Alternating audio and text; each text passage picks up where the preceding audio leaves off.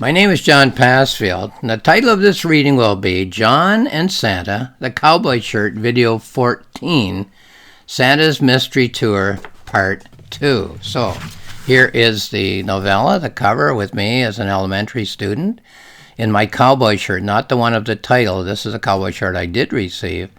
The one in the title is the one I didn't receive one Christmas. As writer John Passfield is driving home from a December book discussion meeting and thinking about the Christmas topics that were discussed, in particular Dickens, who wrote a novella that transformed the world's conception of Christmas, he suddenly finds himself sitting in a sleigh, pulled by Rudolph and 8 tiny reindeer. What an excellent opportunity to ask Santa about a 70-year-old puzzle, the mystery of the missing cowboy shirt. Well, in a previous video, I read 4 passages in which Santa shows John some places which John assumes to be significant as imagery in the thoughts of Santa. In this video, I will read 4 more such passages. So let me just find chapter 6, page 52 here. Oops, went past it. So they're riding along in the sleigh. Santa will land at a place. He and John will look at a scene. Santa won't say anything, and then John thinks to himself about that location. We're on the side of a mountain. Santa waves his gloved hand, and the reindeer are unhitched and unharnessed from the sleigh. They sniff the air and take short, tentative steps into the flowing mountain stream. The sun shines on the glacier far above us. The grass is green and wavy here, and no doubt lush for a reindeer to eat. They look like actual reindeer, of course, but do they actually need food and drink? I wonder if these reindeer are actually real. Another wave of Santa's gloved hand, and the reindeer are hitched and harnessed. I wait for a wave of the hand, but I'm expected, I see, to climb on my own back into the sleigh. Santa's quite a robust fellow, but he bounds back onto the seat. He clucks his voice and flips the reins, and we rise up and float in the sky.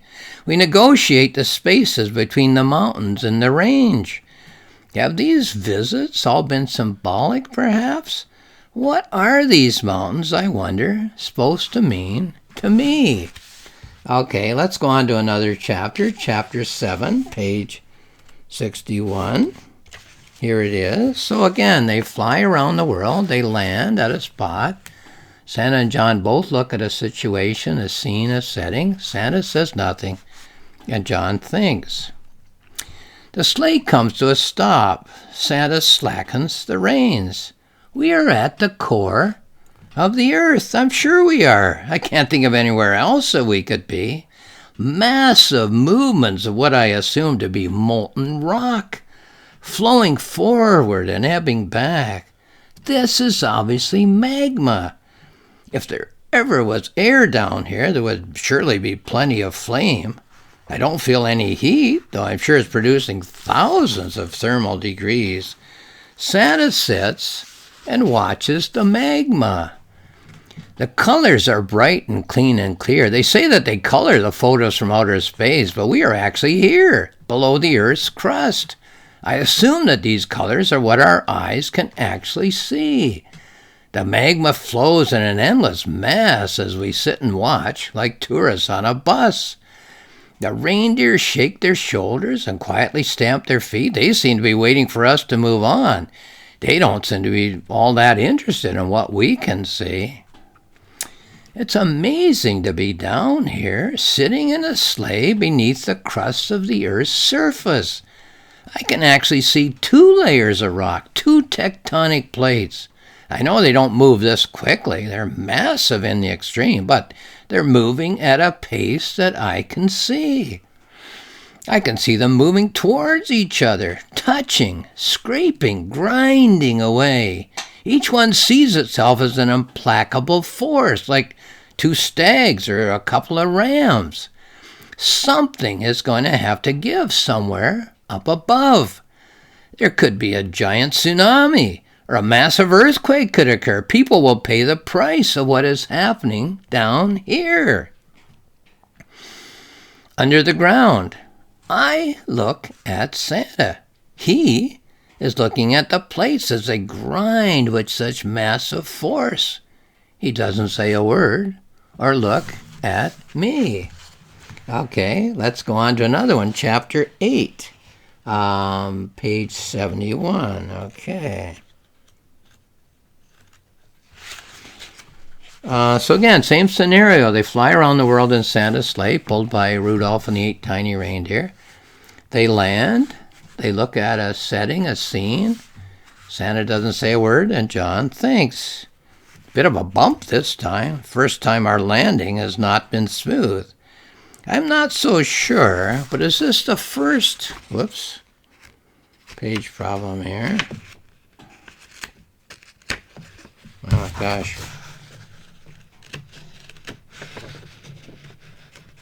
There we are. My apologies. I'm not so sure, but is this the first evidence of human habitation that we've seen since we caught a glimpse of the workshop at the North Pole? It's amazing how ambivalent the reindeer seem. They drank water from the stream and munched the grass on the mountainside, but they never seem to actually need to rest or to refresh themselves.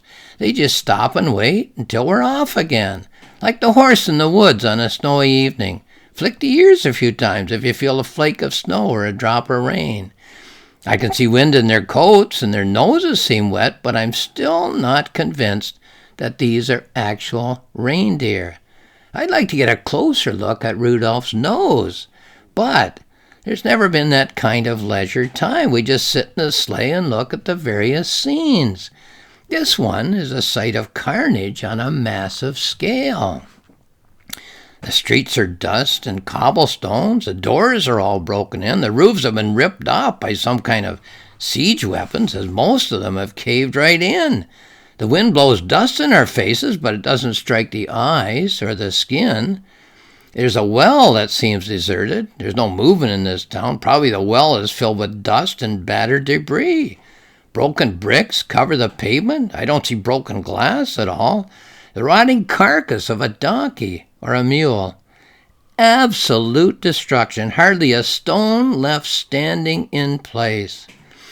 I wonder what Santa is thinking. He sits and looks straight ahead. I can only wonder why he's brought me here.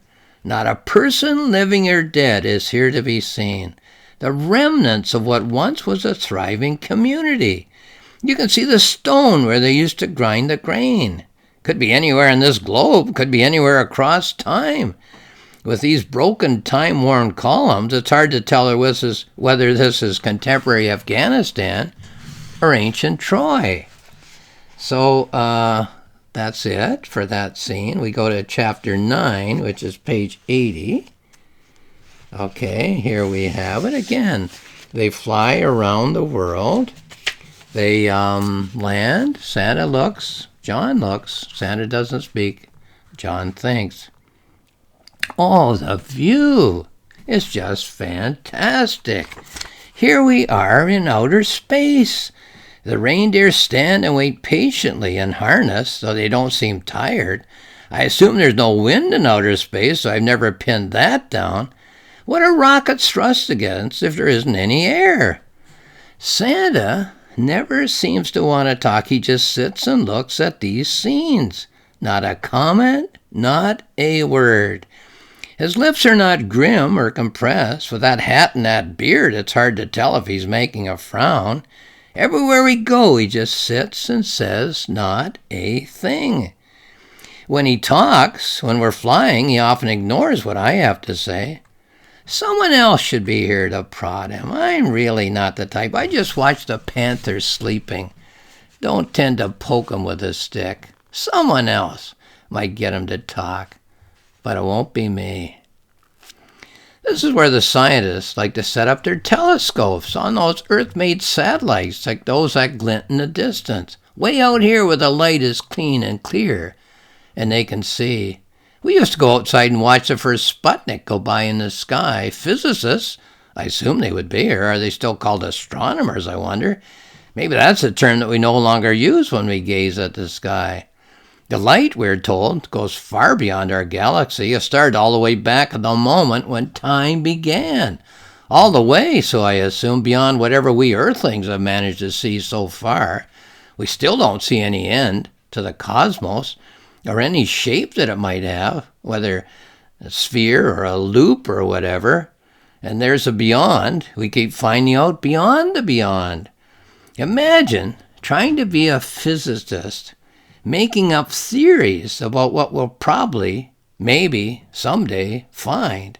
Something outside the farthest outside there could possibly be. Okay, so those are, I've read 4 in one video and 4 in this video. So those are the 8 places that they visit and 8 chapters of thought, with Santa never once explaining to John. Okay, so I'm going back a few pages to what I'm labeling as Santa's explanation, but I should put the word explanation in quotation marks. Listen to this and see if this is an explanation. It's Santa speaking to John.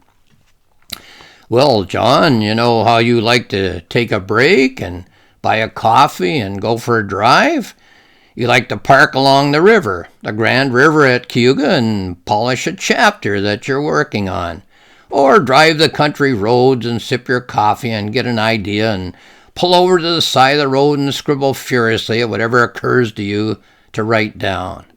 Well, I always see a lot of people on Christmas Eve. Christmas Eve will be here again in a few short days. Most of the children will be asleep, but I'll see them, every one, and I know who all of them are. An occasional child will see me. I always make sure of that. And I'll see all the adults as well, though they won't see me. But when I'm not surrounded by people, between engagements, as it were, I like to take the sleigh and the reindeer and just go. Go to all these places that I'm sharing with you right now. And I just sit in the sleigh and think, or I get out and go for a walk. Let the reindeer drink if it's a shallow stream, or graze in a grassy field. And I just think about the things that are on my mind, the things that please me, and the things that most certainly do not. Okay, and then there's just one other passage here of Santa speaking.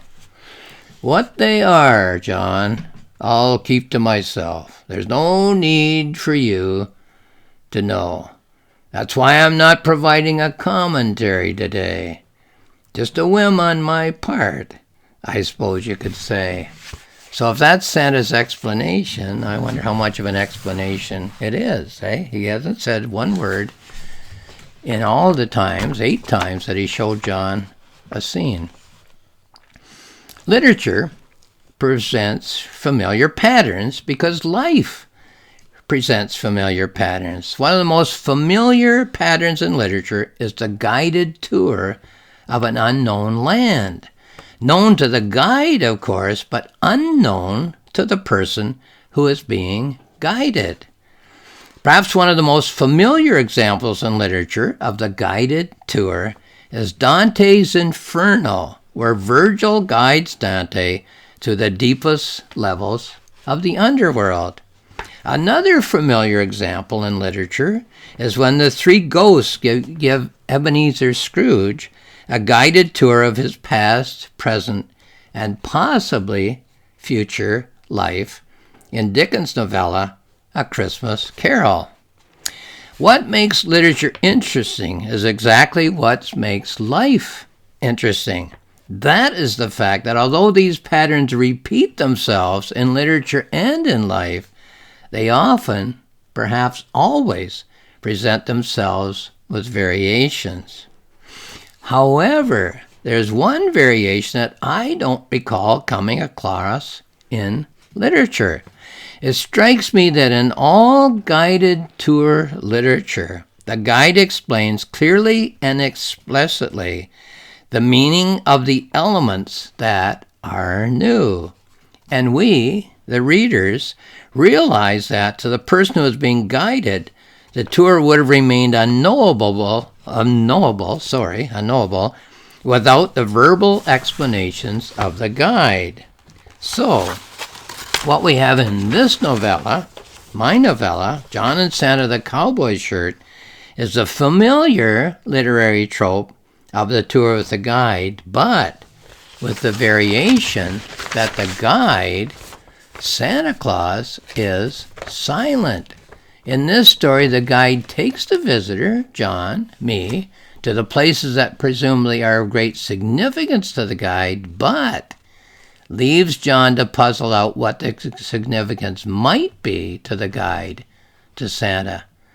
The lack of explanation leaves John to wonder what the significance of these places might be, or should be, to himself. So, this is the novella, John and Santa, the Cowboy Shirt.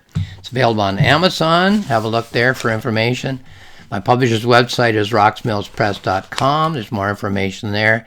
At my website, johnpassville.ca, 2 free books, a planning notebook and a journal. Both of them have lots to say about this novella and about all the topics that a story like this would raise in one's mind. So have a look if you're interested. Lastly, thank you for watching this video.